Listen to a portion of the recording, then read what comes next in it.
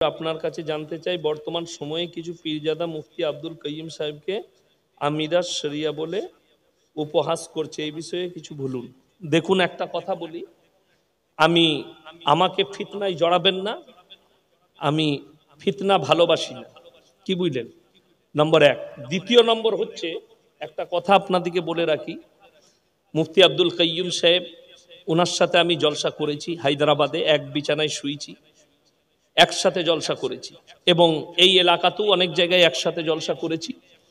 যাই হোক, তিনি বিদ্বপ্ত আলেম একজন, এবং কারা কি বলছে জানি না, তবে একটা জিনিস, কেউ কি কাফের বলার আগে 10 বার ভাবতে হবে। যেমন আমি নিজেই জানি না, হাওড়াতে এক জায়গায় জলসা করছি, আমি স্টেজে গেলাম, একজন ফুরফুরারি একজন ছেলে, সে কিয়াম করছিল, আমি গিয়ে স্টেজে বসলাম, আমি বায়ান করে বাড়ি পালিয়ে গেলাম।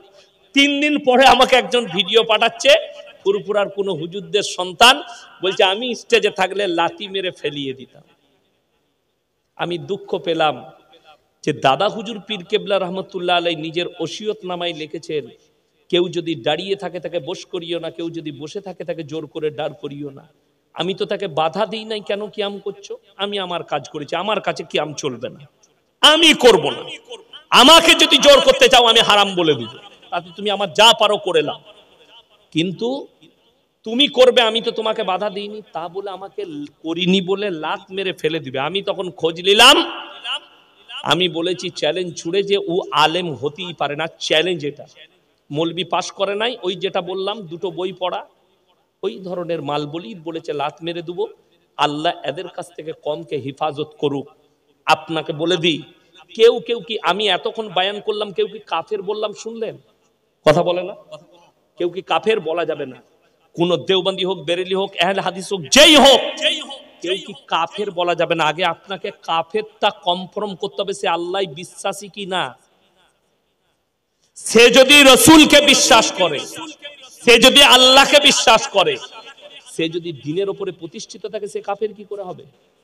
আর কেউ যদি কবরে সিজদা করে, গাছতলায় সিজদা করে, ওই যেমন আমার আব্বাকে পাগল বলেছিল, ওই সাফেরি না টাটা সফারি আছে একটা সিদ্দিকি, টাটা সফারি সিদ্দিকি, তো এটা ওর নাম রেখেছি আমি টাটা সফারি সিদ্দিকি, পুরনো হয়ে গেছে মডেল।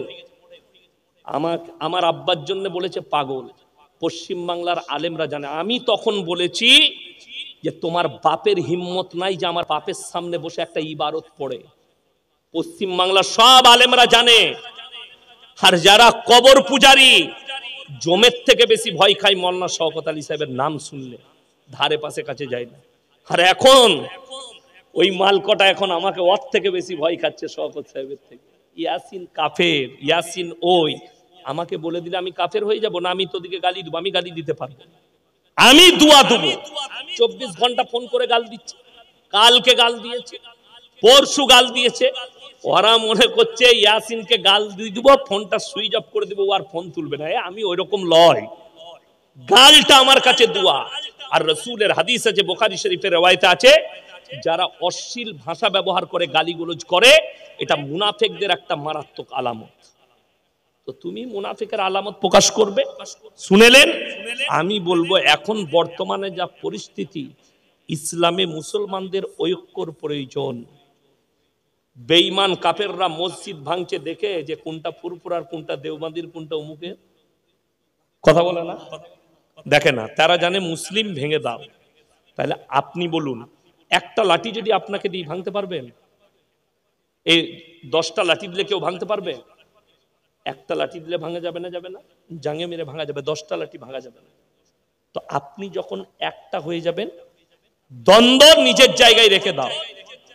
মসলা ইখতিলাফি অনেক জনার মনে হবে সাধারণ লোকের, মৌলবীরা যদি হুজুররা এক কাছে বসে নিজেরা ঠিক করে লাই, তাহলে কম বেঁচে যাবে। তাহলে তুমি রসুলের হাদিসের বিশ্বাসী নও। রসুলের হাদিস আছে, আল্লাহর নবী বললেন আমার উম্মতরা 73টা দলে বিভক্ত হবে। কটা বললাম? 73টা। আর এইটা না হওয়া পর্যন্ত কিয়ামত হবে। তাইলে তো দল হতেই হবে। বাংলাদেশে হিজবুত তৌহিদ বেরিয়েছে, আর একটা অমুক বাবার দল বেরিয়েছে, আর একটা বাউল বুস্টম বেরিয়েছে। তো আমাদের দেশে হবে না কেন? আমাদের দেশেও তো কিছু মালের দরকার।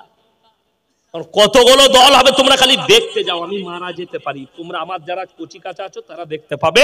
আর আমাকে মনে রাখবে, ইয়াসিন ভাই এখানে বলে গিয়েছিল যে আরো দল বের হবে, 73টা দল হবে। আল্লাহ মাফ করুক। আপনারা আমার জন্য দোয়া রাখবেন, আমি আপনাদের জন্য দোয়া রাখবো।